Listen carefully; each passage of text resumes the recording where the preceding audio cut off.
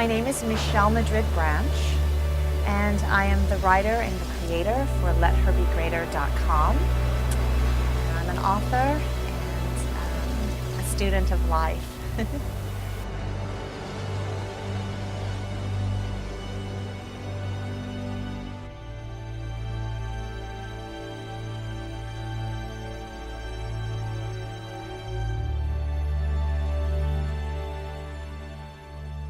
We do live within a culture of criticism and a negativity bias where we're constantly looking at ourselves and wondering, how do I change myself? What do I need to do to be better or to be accepted by the world?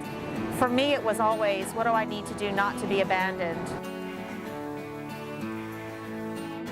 I have been on a journey to overcome the self-limiting story of my early life. Born in England, I was the extramarital daughter of a British woman and the dark secret of my single father of Spanish descent. The decision was made to place me in foster care. There I was labeled as difficult to place due to my circumstances and darker, more exotic features. Within my foster records, a social worker once wrote, "She is a strange-looking child, long and thin with a very pointed chin. She is dark in coloring and skin and takes after her father." You have to remember I was born during a decade where British supermodel Twiggy was named the face of England with her short pixie blonde hair and her big blue eyes and her porcelain skin. So I was exactly the opposite of that. And it put me in a really interesting position as a very innocent child to be orphaned by two parents who turned away and left, and placed in a system that didn't quite know what to do with me. I was adopted by an American family, only still at times I was viewed as difficult to place by outsiders. Asked if I was black or white, called illegitimate and a bastard. The stinging judgments grew as I grew, confusing for a young person. Where do you turn when you walk the fine line of not wanting to disappoint?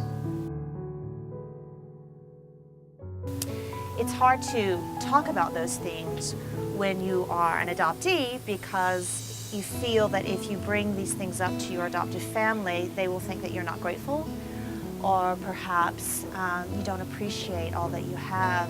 That was never the case. I did appreciate everything that adoption had given to me. I was well aware of that, but I really hungered and I hurt inside, and I desperately wanted to find out more. My quest led me back to England while in my teens to reunite with my birth mother. It was an effort to put missing pieces in place, to uncover truths and pull back the veil of secrecy, spending time with my birth mother uninterrupted until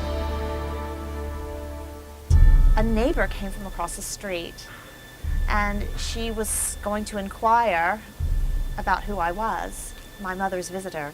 And she asked, "So who do we have here?" to my mother. And I can remember very clearly, distinctly, the look in my mother's eyes, very panicked.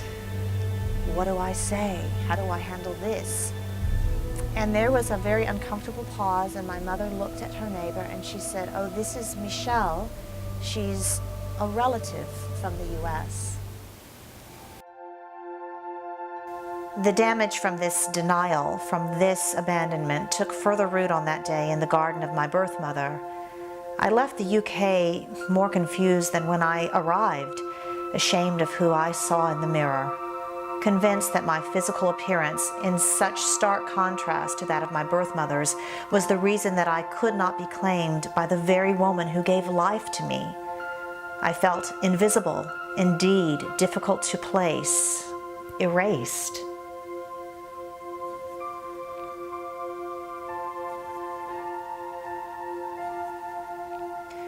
Outward shame turned to inward blame. As an adult, perfectionism masked the pain.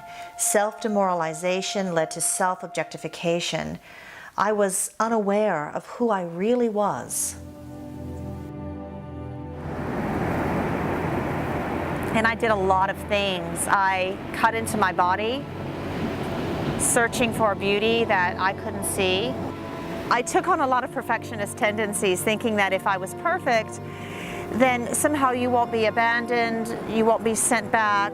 I had to die to the belief that anyone, anything outside of me was going to heal me. That healing is found within and that change comes from within. In 2010, this thought would be magnified for me while I was in Ethiopia to adopt my daughter. Where are we, Mom? We're on the way to the U.S. Embassy. We're in Addis Ababa, and it's Eviana's visa appointment at the embassy this morning. That's where we are. In our What do you car. think? What do you think? My little girl had been abandoned in southern Ethiopia, and I deeply identified with that part of her story, that the person who found her was a police officer, and when he found her, there was no information attached to her, and so he gave her the name Tiblet. It means let her be greater.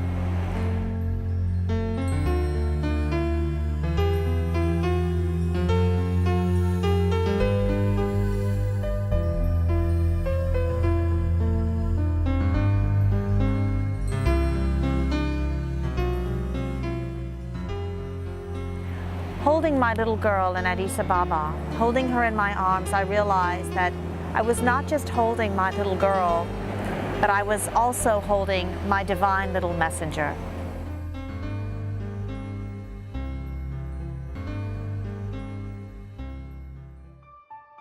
And truly believing that that was a message that I needed to apply for my own life, to step into the greatness of my potential, and to also write with that message in mind for other women. And so LetHerBeGreater.com was born. Through this blog site, I share the personal details of my story, and with each and every word, I began to openly transform my life. What a great loss in life if you end your life not really knowing who you are. And so I would stand in front of the mirror and I would let go of anything that held me back.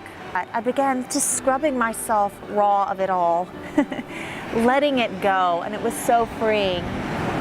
And then I went back and I started affirming what I saw in the mirror.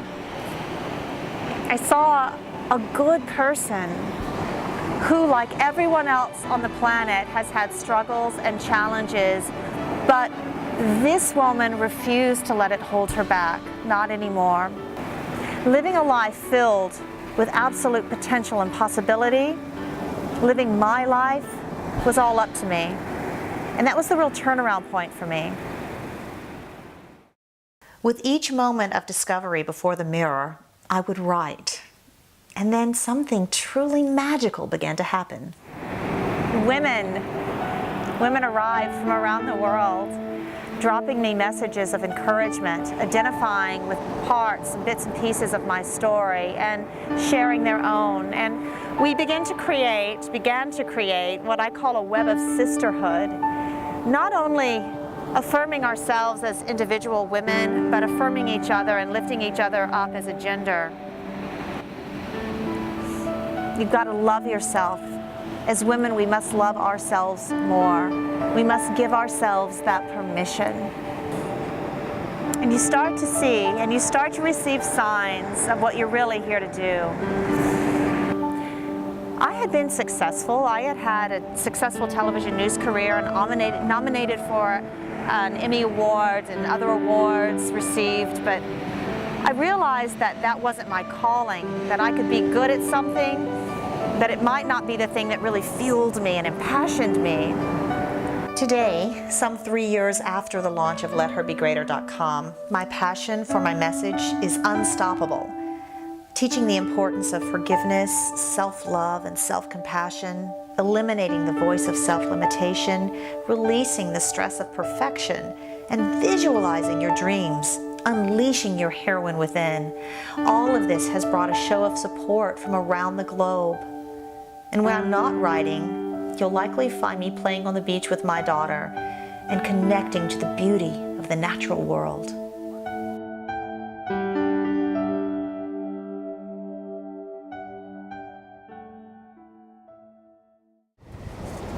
marvel in these things, yet sometimes we forget to marvel in the beauty and the potential and possibility we each possess within us.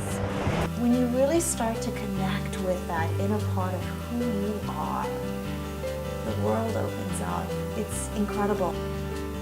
My mission is to guide women in overcoming self-limiting beliefs, traumas, and challenges that stand in their way, to celebrate authenticity, a life of brilliance, and an inner beauty that society can never take away, to truly embrace the woman in the mirror.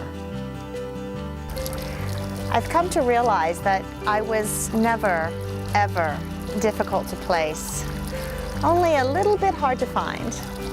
And you know what? I love the me that I've discovered.